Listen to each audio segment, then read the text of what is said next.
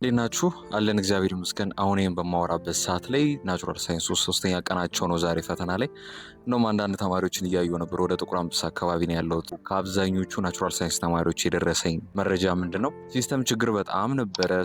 እንዴት አድርገው እንዳለፉት በምን መልኩ ሶሻል ሳይንስ ተማሪዎችም ብታልፉት ብዬ የማስበውን ነገር ነው የምናገረው። አብዛኛው ጊዜ ኦንላይን እስከሆነ ድረስ ፈተናው የሲስተም ብልሽት ምናምን ነገር ይጠበቃል። የሀገራችን ኔትወርክን ታውቁታላችሁ። ከዛ አንጻር ምን ነገሮች ኢንዲኬት ባረጋቸው ይሻላል ብዬ ማስበውን በጽሁፍ ላጋራችሁ ነበር። ግን ሁሉም ሰው የቴሌግራም ቻናሌ ላይ ጆይን ስላላደረገ ምናልባት ዩቲዩብ ላይ ብናገረው ለሁላችሁም ሴፍ ይሆናል ብዬ አስቤ ነው። ከሱን ጀምር አንዳንድ የተመለከቷቸው ነገሮች እንደነበሩ ነግረውኛል። ለምሳሌ ከፍተሻው ስርዓት ሁሉ ስንጀምር አንዳንድ ሴቶች ብለውኛል የማይሆን ቦታ እየነኩ ምናምን ይፈትሹ ነበረ።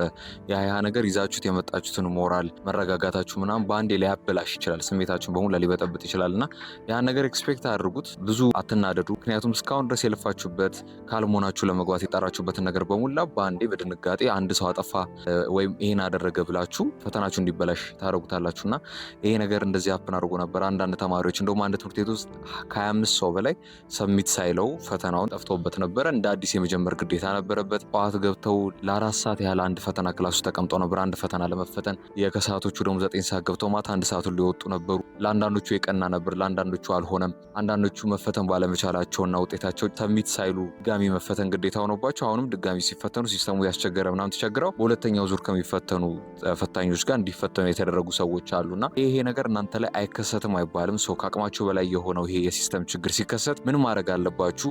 ይዛችሁት የመጣችሁትን ካልም የሆነ ስቴት ተረጋግታችሁ የገባችሁበትን ሞራል እንዴት ማስቀጠል ትችላላችሁ የሚለውን ነገር ነው ዛሬ ኢንዲኬት ማድረጋችሁ። ምንድነው አፕን ያደረገው? ናቹራል ሳይንስ ተማሪዎች ያው ለፈተና ገቡ። ቅድም እንዳልኳችሁ ከመግባታቸው በፊት ፍተሻ ላይ ምናምን ያጋጠማቸው ችግሮች አሉ።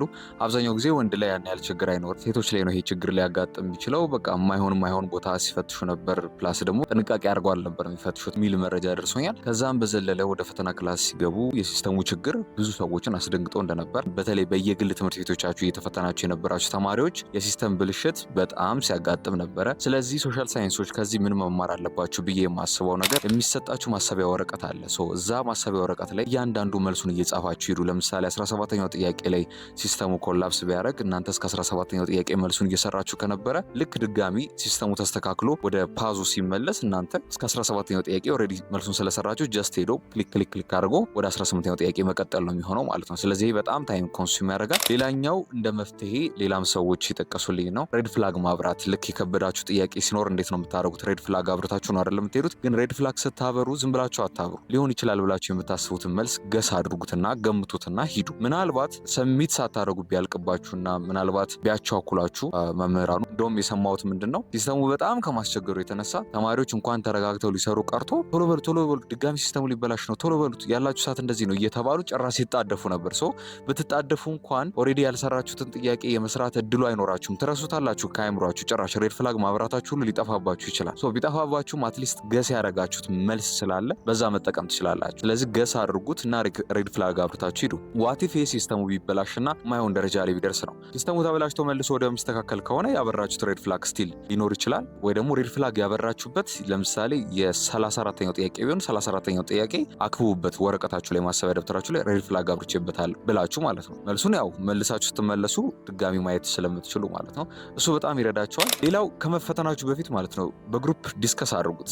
ሳይኮሎጂካሊ ኦልሬዲ ያወራችሁት ነገር ሀፕን ሲያደርግ አንኮንሽስሊ ያን ነገር ቀድማችሁ ስለምታውቁት አዌር ትሆናላችሁ። አደነግጡ። ምሳሌ ሲስተሙ ወይኔ ባልጠፋብኝ ብሎ የሚገባ ሰው ሲጠፋበት የሚደነግጥ አይነት ሰው ነው። ግን ደግሞ ሊጠፋ ይችላል ብሎ አውርታችሁበት ከሰው ጋር አንተ ቢጠፋብህ ምን ታደርጋለህ ብትባባሉ አይዲያ ሼር ስትደራረጉ ምን ታገኛላችሁ መሰላችሁ? አሁን ለምሳሌ ለእናንተ ኢንዲኬት ላደርግ የመጣሁትን ጉዳይ ኦልሬዲ እኔ ናቹራል ሳይንስ ተማሪዎችን ጠይቄ ያደረጉትን መፍትሄ አጥንቼ ነው ወደ እናንተ የመጣሁትና እናንተም ቢሆን ከሰው መጠናናት ትችላላችሁ። የትኛው ሜትድ ነው ለነሱ አሪፍ የሚሆነው፣ ሲደነግጡ ምን ሊያደርጉ ይችላሉ የሚለው።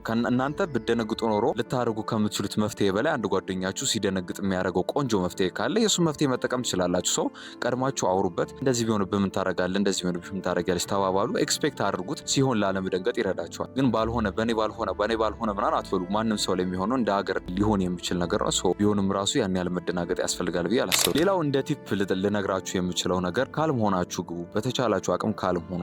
አንዳንዴ ጠብቀነውም እንኳን ሲስተሙን የምር ሲሆን ጊዜ አያስችለንም አይደለ? ድንጋጤው ምናምን ሊኖር ይችላል። ሶ ስቴይ ካልም፣ በደንብ ተረጋጉ። ምክንያቱም እስከ ዛሬ ድረስ የለፋችሁበትን ነገር ዛሬ ነው ለፍሬ የምታዩት። ከናቹራል ሳይንሶች እንደሰማሁት ከሆነ በጣም ከጠበቅነው በታች ነው ፈተናው። ማለት ቀላል ነው የጠበቁት አክብደው ስለነበር። እንደውም ንገርልኝ የተባልኩት በእውነት ዩኒት ሰመሪ ራሱ አንብባችሁ ብትገቡ የምትሰሩት ፈተና ነው ተብያለሁ። ዩኒት ሰመሪ የሚለውን አንድ ሰው ይጠቀመውም ቃሉን፣ ግን አብዛኛው ሰው እጅግ በጣም ቀላል እንደሆነ ትናንሽ ጫፍጫፍ ያሉ ፊት ለፊት ያሉ ነገሮችን ቢያነቡ ራሱ የሚሰሯቸው አይነት ጥያቄዎች ናቸው በዚህ ዓመት የወጡትና ባይደናገጡ ሞር መረጋጋት ላይ። አንዳንዴ ምንድነው ፈተናው ከብዶ ሲስተሙ ሳይበላሽ ይቀጥልና ግን ደግሞ በፈተናው መክበድ ብቻ ልንወድቅ እንችላለን። ፈተናው ግን እንዲቀሎ እንደምንሰራው እያወቅን ጥያቄውን እያወቅን ሲስተሙ ፌል ስላደረገ ብቻ በመደናገጥ እንዳናጣው። ፈተናው ቀላል እንደሆነ ተነግሮኛል። የእናንተም ቀላል እንደሚሆን ተስፋ አለኝ። ሲወጣ አንድ ላይ ነው፣ ኢነርጂው ተመሳሳይ ነው የሚሆነው። ከባድ ከሆነ ከብዶ ነው አንድ የሚቀጥለው። የእናንተም የመቅለል ሰፊ ድል ስላለው በደንብ ተረጋጉ። ይህ ነገር ሀፕን ሊያደርግ ይችላል። ሀፕን ቢያደርግ ራሱ በደንብ ካልም ሆኖ የፈተና ክላስ እንዴት ካልም መሆን እንዳለባችሁ ምናምን ቪዲዮ ሰርች የላችኋለሁ። እሱን ማሰብ ነው። ሲስተሙ ሲሰራ ድረስ እዛዛ ሲሯሯጡ ሜቢ ተዉትና ተፈተኑ። አንድ ክላስ ገብታችሁ ካላችሁት 23 ምናምን ተማሪዎች ውስጥ እናንተ ብቻ እንኳን ብትሆኑ እዛ ሲስተሙ የተበላሸባችሁ የእናንተ ጉዳይ አይደለም፣ ከአቅማችሁ በላይ የሆነ ነገር ነውና ኮንትሮል የማታረጉትን ነገር አትታገሉት። ኮንትሮል የሚያደርገው አካል መጥቶ ኮንትሮል እስኪያደርገው ድረስ ጠብቁ። አብዛኛው እንደሰማሁት ሲስተሙ ከተመለሰ በኋላ ሲስተሙን ለመስተካከል የፈጀበትን ደቂቃ እንደውም ጨምረው ሁሉ ይሰጧቸዋል። ለምሳሌ ሲስተሙ ለመስተካከል 20 ደቂቃ ከፈጀ 40 ደቂቃ አድርገው ሁሉ ይሰጧቸዋል። ስለዚህ ታይም በቂ ያላችሁ እንደውም እንደ መረጋጊያ ቻንስ ቁጠሩት። መሀል ላይ እንዴት ነው ብሬክ ወስዶ እንደመመለስ አይነት ቁጠሩት። ለምሳሌ ሚቲንግ ላይ ስትሆኑ ረዥም ሰዓት የሚወስድ ሚቲንግ መሀል ላይ ብሬክ ሲኖረው ሻይ ሰዓት ምናምን ሲኖረው ደስ ይላል አይደለ? እሱን አይነት የሻይ ሰዓት እንደተሰጣችሁ አስቡትና ተረጋግታችሁ ካልሞናችሁ ግቡበት፣ መልሳችሁ ተመለሱ። የዛን ጊዜ በጣም እንድትረጋጉ ይረዳችኋል። ከተረጋጋችሁ በኋላ ደግሞ መልሳችሁ ፈተናውን ለመስራት ምንም አትቸገሩ። ከላይ ያልኳችሁ ሜቶዶች በደንብ ተጠቀሙ። ማሰቢያ ወረቀታችሁ በደንብ ተጠቀሙበት። አንዳንዴ ሂስትሪ እየተፈተንክ ማሰቢያ ወረቀት ላይ ያስፈልግ ይችላል አይደለ? ግን ደግሞ ሂስትሪ እየተፈተንክ ሲስተሙ ሊበላሽ ስለሚችል አትሊስት መልሶቹን ጻፍበት። ከዛ በዘለለ ሶሉሽን ላይ ፎከስ አድርጉ ልላችሁ ነው ፈልገው። ይሄ ከፍርሃቱ ይልቅ ሶሉሽን ላይ ፎከስ አድርጉ። ከበቂ በላይ ፈርታችሁ መጥታችኋል። ከበቂ በላይ ፈተናዊ ከብድ ይሆን፣ የ9ና 10ን በጣም አብዝቶ ያመጡብን ይሆን ወይ፣ ብንወድቅ ምን ይከሰታል፣ ቤተሰቦቻችን ምን ይሉናል ምናምን የሚለው ከበቂ በላይ የሆነ ፍርሃት ፈርታችሁ መጥታችኋል። አሁን ለፍርሃት ቦታ እንዳይኖራችሁ አድርጉት። ኦልሬዲ እዛ ክላስ ውስጥ ከገባችሁ ድረስ ትኩረታችሁ ትምህርቱ እንዲሆን፣ ፈተናው እንዲሆን። ልክ መሀል ላይ ሲስተም እንኳን ቢያጋጥም ከፍርሃት ይልቅ ሶሉሽኑ ማሰብ ነው። ከምትታገሉት ይልቅ የእናንተ ብቻ ከሆነ ሲስተሙ ኮላፕስ ያደረገው የተበላሸው እጃችሁን አውጥታችሁ መጠየቅ ነው። ጠይቃችሁ እንዲስተካከልላችሁ ማድረግ ነው። ምንም አማራጭ ላይኖር ከቻለ እንኳን እናንተን ብቻ የማስተካከል አማራጭ ሜቢ አንዳንዴ ምንድነው በብዛት ሲጠፋ በብዛት ለማስተካከል ቀላል ነው። የአንድ ሰው ሲጠፋ ምናምን ለማስተካከል ያን ያህል ሊከብድ ይችላል። ግን አትርሱ፣ ሁለተኛ ዙር ተማሪዎች ጋር የመፈተን ግዴታ አለባቸው። ትምህርት ሚኒስቴር ያ ግዴታ አለበት። ስለዚህ እናንተ እዛ ጋር አበቃላችሁ የሚባል ጉዳይ የለውም። ከዛ በዘለለ በደንብ ጸሎት አድርጋችሁ ግቡ። ይሄ ነው ልላችሁ የምፈልገው። የዛሬ ቪዲዮ በጣም አጭር እንደሆነ አውቃለሁ፣ ግን ደግሞ ነሰሰሪ ነው ያስፈልጋችኋል ብዬ ስላሰብኩ ነው ዛሬን ሪከርድ ያደረኩት። ቻው።